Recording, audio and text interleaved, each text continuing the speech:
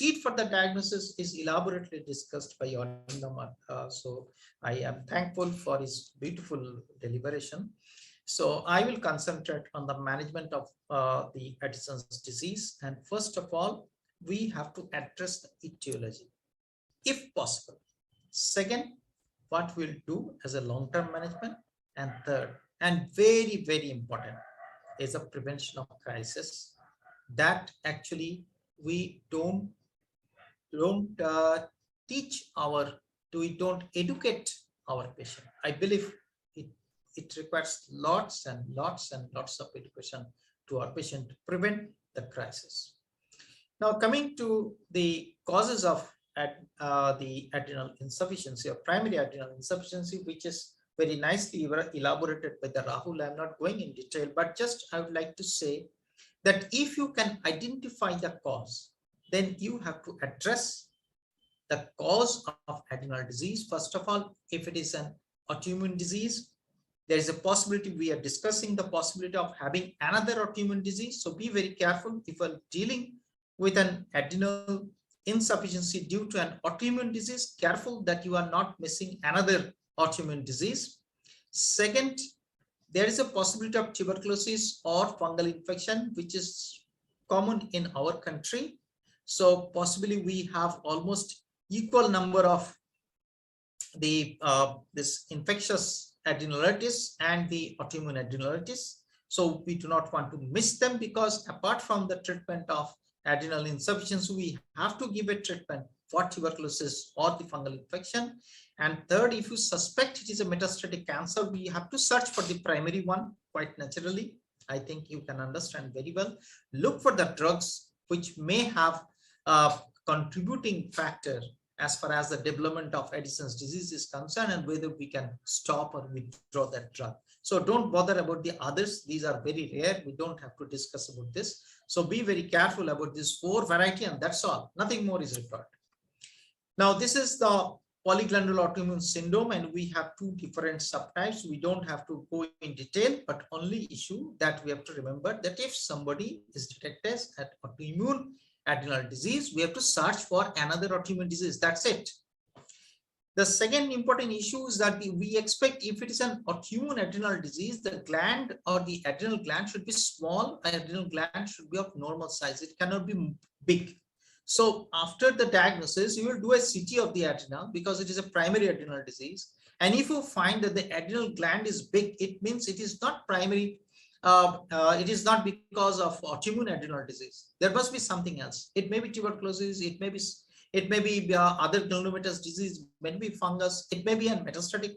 So whatever maybe it is, you have to find out the cause. So my first objective is that if possible, I'll find the cause of adrenal insufficiency. At least I'll give an honest endeavor to find out the cause of adrenal insufficiency. And then I will not only treat the adrenal insufficiency, but also treat the primary cause. Now, coming to the long-term management. Now you have the autoimmune adrenal disease, as we can see in many patients. So there is nothing to treat about the primary disease, or you are already treating the primary disease. And at the same time, you have to correct the adrenal insufficiency. So what is the ideal glucocorticoid replacement regimen? We don't have. So the cortisol secretion is basically have a circadian rhythm, and no preparation actually can mimic this circadian rhythm exactly. So therefore, there is no ideal replacement. Second, that the inter-individual variability is there, and therefore correct dose cannot be predicted. As because there is an inter-individual variability, no cortisol preparation can give the correct dose. Dose titration is very difficult. We'll discuss. And easily monitored. Again, another very important challenge in front of us, because it cannot be easily monitored. In case of diabetes, you can monitor with blood glucose or HbA1c. But in case of cortisol replacement, very difficult. There is hardly any biochemical tool by which we can monitor the amount of glucocorticoid replacement. Now, this is the circadian rhythm. As you can see, the circadian rhythm for the this cortisol secretion is basically have 3 peaks. As because it is a 3 picks, so we will try to mimic the replacement therapy in such a way that it produce almost similar 3 picks. We remember that the at night the level is very low, even goes below the reference range. Number one, and number two, that the goes up just after waking. So the dose you have to give early in the morning, even before breakfast. And second is actually it starts rising before someone is getting up. Before you are waking up, the cortisol secretion start increasing. So that is an important challenge. Now we have the lot of glucocorticoid preparation. I think all of you are aware. We have this short-acting preparation hydrocortisone, which is the drug we most commonly use as far as the replacement therapy is concerned. When we were DM student at that point of time, hydrocortisone was not available.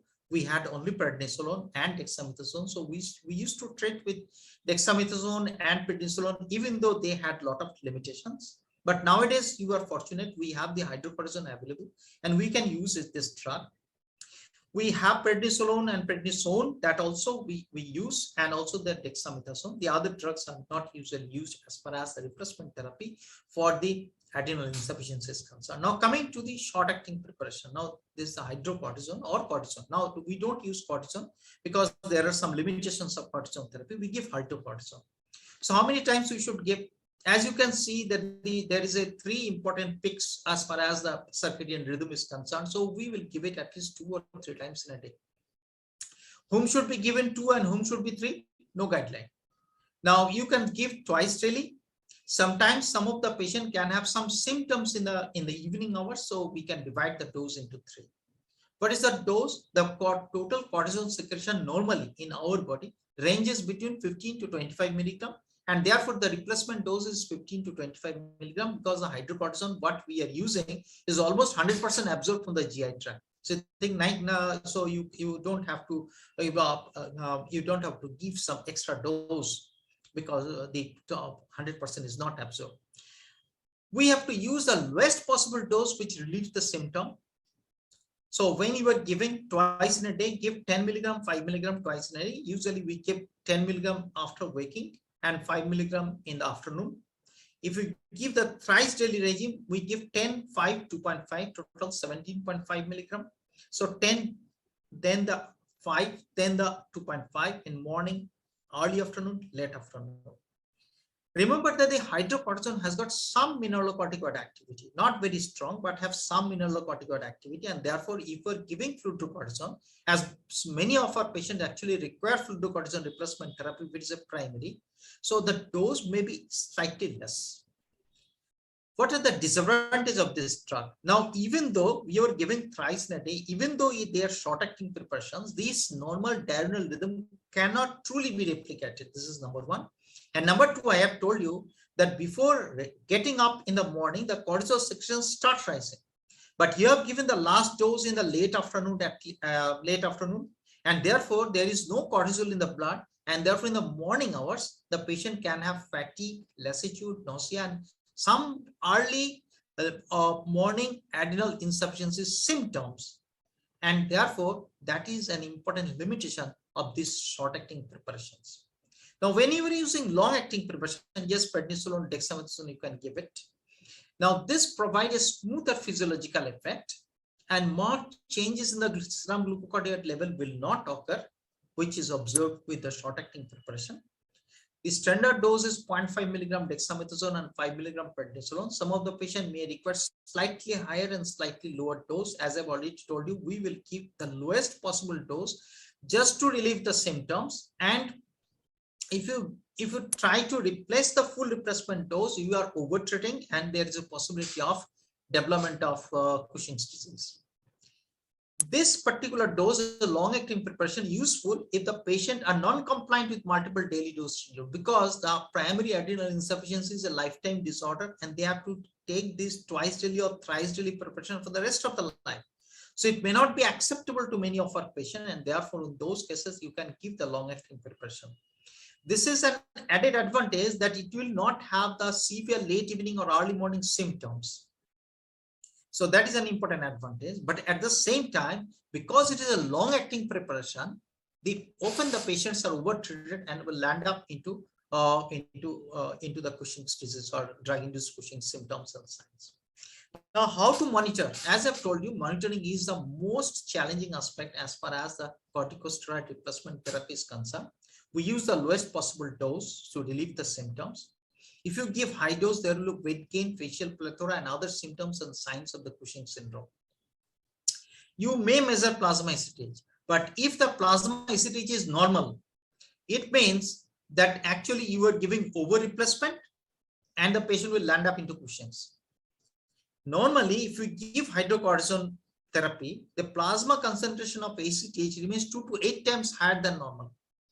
So don't look at the plasma ACTH value and don't try to make plasma ACTH value normalize. If you are trying to make the plasma ACTH value normalize, then you are actually over-treating the patients. So therefore, plasma ACTH value is not helpful. So we actually are left with nothing but the clinical signs and symptoms as far as the assessment of the adequate replacement therapy. Coming to the mineralocorticoid replacement, as I've told you, majority of our patients actually require mineralocorticoid replacement therapy if it is a primary adrenal insufficiency, as Rahul has already pointed out that if you are having the secondary adrenal insufficiency, you may not require mineralocorticoid replacement therapy. Now, usual dose is 100 microgram, but it may ranges between 50 to 200 microgram. But the issue is some of the patients are quite sensitive and some of the patient may require 50 microgram twice in a week. So be very careful. Unless and until required, don't give an extra dose. If you give extra dose, the patient will have hypertension. Now, in the summertime, some dose adjustment is required. Ask the patient to take liberal salt intake. But if the patient has got a coexistent primary hypertension, your dose requirement of glucocorticoid is low, and don't use diuretic, especially the spironolactone or triamcinolone, this kind of drug.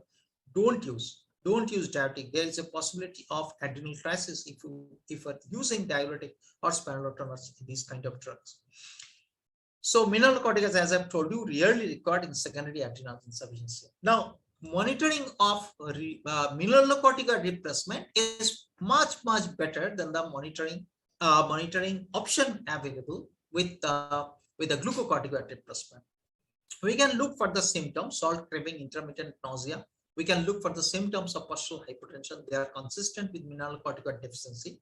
On the other hand, if there is a hypertension, edema, or hypokalemia, this signs excess replacement. Potassium is a very good marker. Look at the potassium. If the potassium is low, it indicates excess replacement. If potassium is high, you are under replacing. So give some amount of fluid to cortisol. Even after full replacement dose of cortisol, if you find the potassium is high on the higher side, it means the patient will require some amount of fluid to cortisol supplementation. The most important monitoring of the mineralocorticoid is done by the plasma renin activity. It is recommended that we should measure it once in a year, and we have to target that we have to suppress the plasma renin activity to the upper normal reference range, that is 1 to 4 nanogram per ml per hour. However, if a patient is asymptomatic and have normal potassium, that means there is no symptoms. There is no symptoms of postural hypertension. There is no salt craving. There is no nausea, and the patient has normal electrolyte. Even if the plasma renin activity is high, you don't have to adjust the dose. So don't try to normalize the plasma renin activity. So the issue is that again coming down to boils down to one point, that we have to take care of the symptoms for monitoring both the cortisol replacement as well as the mineralocorticoid replacement. Sometimes there is a requirement of androgen replacement. I don't have any personal experience of androgen replacement therapy in adrenal insufficiency, because the androgen deficiency usually occurs in female, not in male. You know, in case of male, the most of the androgen comes from the testis, and therefore in an adrenal insufficiency, the androgen is not deficient because the testis is normally functioning. On the other hand, in case of female, the majority of the androgen comes from the adrenal cortex, and very little comes from the ovary. And therefore, in primary adrenal insufficiency, when the adrenal gland is destroyed, so not only you have deficiency of cortisol, not only you have deficiency of mineralocorticoid, but you also have deficiency of adrenal androgen, and that is DHA. So dehydroepiandrosterone is basically deficient, and this androgen deficiency is more evident in women because they have no other source of androgen production. So in women with adrenal insufficiency, DHA is extremely low, and if you replace the DHA, it improves the mood, quality of life. But as we are more concerned about the sexual well-being of the women, because the sexual well-being of the women depends on the androgen. Even in the women, it depends on the androgen. But as because the androgen is low because of primary adrenal insufficiency, there is a high possibility of sexual dysfunction, which is often observed among the women patients with primary adrenal insufficiency. But with DHS replacement, this sexual well-being is not corrected. That is an important limitation of DHS therapy. The replacement dose is 25 to 50 milligram. We start with 25 milligram, gradually uptitrated. The very, very important adverse event is the androgenic side effects, which can be observed in women because we are giving androgen. Sometimes it is given excess dose, and we have no way to monitor. And therefore, we are give arbitrarily dose of 25 to 50 milligram. We have to look into the mood, quality of life, which is quite subjective, and therefore the possibility of androgenic side effects is there. There is no universal recommendation that every patient will require this DHA replacement therapy. It is reserved only for those who have significantly impaired mood or sense of well-being despite optimal glucocorticoid and mineralocorticoid replacement. Last part is that we have to prevent the adrenal crisis. Now, I have told you that the education required. I have seen many patients whom we have treated. We have discharged the patient from the hospital with a thorough instruction to continue with the replacement therapy. A patient went back to his hometown or his village or her village, and he or she has developed some minor illness, say diarrhea or say respiratory tract infection or whatever maybe it is. The treating physician stopped the steroid because the steroid actually immunosuppressant, and there is an infection. So say urinary tract infection, so you stop the steroid, and once the steroid is stopped, the patient landed up into the crisis. So we have observed many times this scenario. So I do not want to increase the awareness among the physician. Rather, I want to educate my patient that you see that if you develop this, you have to increase your dose. Don't stop for the rest of your life. So therefore, education of the patient is more important rather than the physicians, because the physicians often do not understand the importance of continuing steroid replacement therapy for the rest of the life and the requirement of increasing the dose at the time of need. Now, if there is an illness, say for example minor illness, respiratory tract infection, increase the dose to glucocorticoid 2 to 3 times in a day. It is 3:3 rule. It means you have to increase the dose 3 times for 3 days. If you find that your problem is resolved, it is okay, fine. If the problem is not resolved and if there is a worsening of this symptom, you need further medical attention, and that you have to convince the patient. And that is the point of education, that you treat yourself, increase the dose. If you feel that it is not improving, go to the hospital and get admitted, and whatever maybe it is, need further medical attention. With nausea and vomiting, if you are unable to retain the oral medication, means you are giving the drug 2 to 3 times than your normal replacement dose, but you can't retain that, go to the hospital because you need the intravenous or intramuscular glucocorticoid injection. The Ramadan is another important challenge. Ramadan has got a lot of challenges among the diabetic subject. Ramadan also is important challenge in the primary adrenal insufficiency. Now the Ramadan is running, and one of my patients is actually doing fasting. So in primary adrenal insufficiency, when there is a Ramadan, the patient don't take anything during that day. So if the patient is on a thrice daily replacement dose, we can't give it. So we give the long-acting preparation. So give prednisolone or dexamethasone, whatever maybe it is. So prednisolone you have to give at the time of Sahari in the morning. Just give prednisolone 5 milligram at the time of Sahari.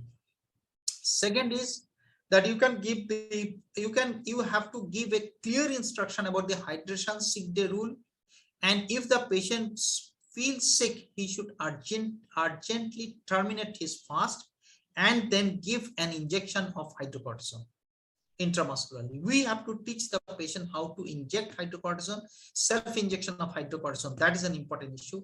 And we have to educate the family member that if there is any such emergency, if there is the patient is feeling unwell during the fasting, he needs to be hospitalized or needs a medical attention and urgently stop the fasting. In case of surgery, during the surgery, previously we used to give a very high dose of steroid therapy or under very high dose steroid cover. Nowadays we have a lot of data available, and on the steroid cover, the dose of the steroid cover has come down. Now, in a patient who will go for a minor procedure, the recommendation is that you just give 25 milligram hydrocortisone the day of operation. No point of doing anything. From the second day onwards, the normal replacement dose. Say, for example, going for herniorrhaphy, or going for a dental extraction, or going for a colonoscopy, or going for a cataract surgery. Give 25 milligram dose on the day of surgery. That's it. Next day onwards, replacement dose.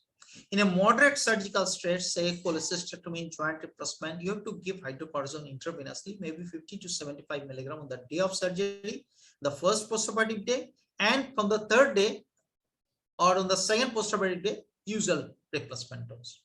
In case of major surgical procedures, say for the bypass, previously we used to give 100 milligram 3 times in a day, and nowadays we give 150 milligram hydrocortisone divided dose. So 50 milligram 3 times in a day, or give 150 milligram intravenous infusion in a whole 24 hours for 2 to 3 days. And after 2 to 3 days, if everything goes all right, if there is nothing wrong and the patient is gradually improving, then return to the usual dose. Now, pregnancy is a very, very important challenge. I don't have any patient who is suffering from adrenal insufficiency, primary adrenal insufficiency, and is planning for pregnancy. But the dose of glucocorticoid and mineralocorticoid replacement to be continued. No dose adjustment is required, except there is some suggestion that during the third trimester, some of the patient may require slightly higher dose. But the challenge is actually at the time of labor. Labor is basically a stressful situation, and therefore during this time you have to administer 25 milligram hydrocortisone intravenously every 6 hours. But once after the delivery, then you can gradually taper the dose to the maintenance dose within the 3 days.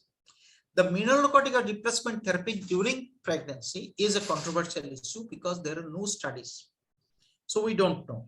But we should give both the glucocorticoid and mineralocorticoid replacement during the whole period of pregnancy with the same dose. However, we need to check the electrolyte and signs of volume depletion and plasma renin activity. But be careful, plasma renin activity during pregnancy is at the higher level. So normal level during pregnancy is 20 to 25 nanogram per ml per hour. And therefore, if you want to monitor the mineralocorticoid replacement with respect to plasma renin activity, keep the value at the upper range of the normal with respect to the pregnancy.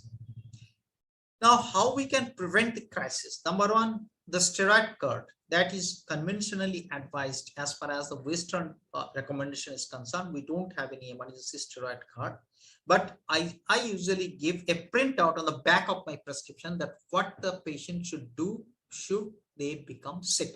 So this is a sick day rule.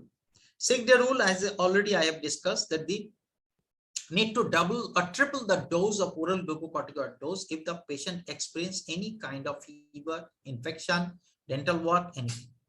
Second, if the patient has got severe illness, trauma, persistent vomiting, or a surgical intervention, the patient needs glucocorticoid intramuscularly or intravenous injection. The patient must understand. It is a patient responsibility to understand. And patient need to go to the physician to say that I need this injection if I am going through this procedure. That is what the doctor said to me. We have to explain them what is the rationality of this dose adjustment during sickness and during the stress, because many people will try to convince him that you have to reduce the dose or to stop the dose because you are suffering from infection. And during the infection, you have to stop the steroid. Otherwise, there will be immunosuppression. So quite naturally, this must be, we have to convince the patient that you have to increase the dose, not decrease the dose.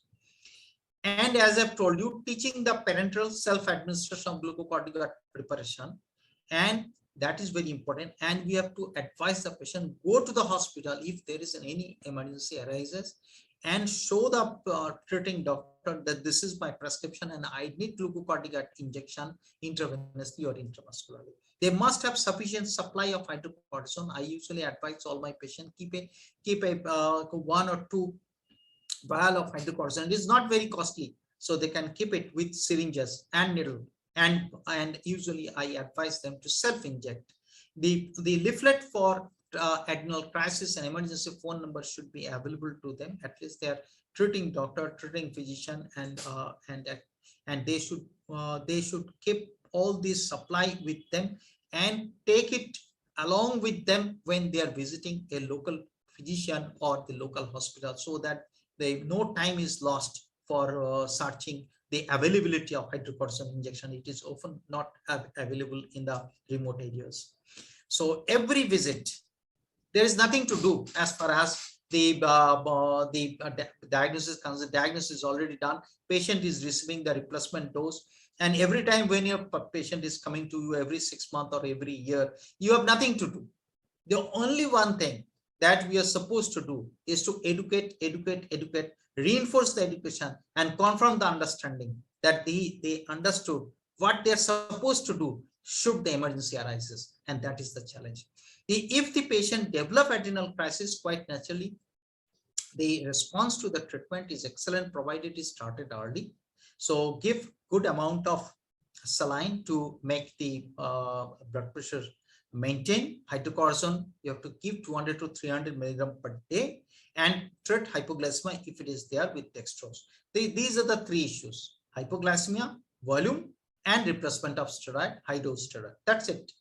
Some of the patient may require cardiac monitoring, and rapidly taper the dose and shift the patient to oral regime on the basis of the clinical state. So I have some caveats as far as this talk is concerned, that only few and mostly underpowered short-term studies are compared different doses regime of glucocorticoid. So you can use any of the dose schedule I am talking about. And prospective studies comparing the safety efficacy of prednisolone and hydrocortisone over time are not available.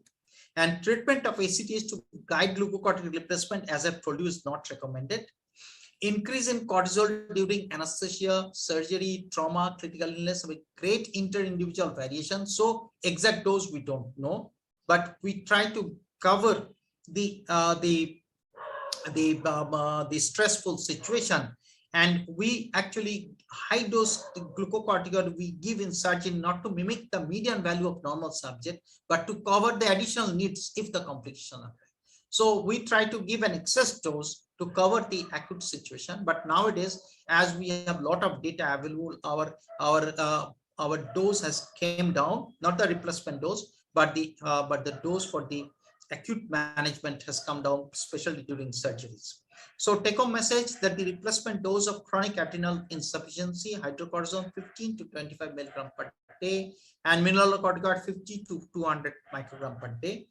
Thrice daily administration closely mimics the day curve of cortisol. Use the lowest dose of glucocorticoid that relieves symptoms. Otherwise, patient will end up into Cushing's. DHS therapy only for those women who have significantly impaired mood and sense of well-being despite optimal glucocorticoid and mineralocorticoid replacement.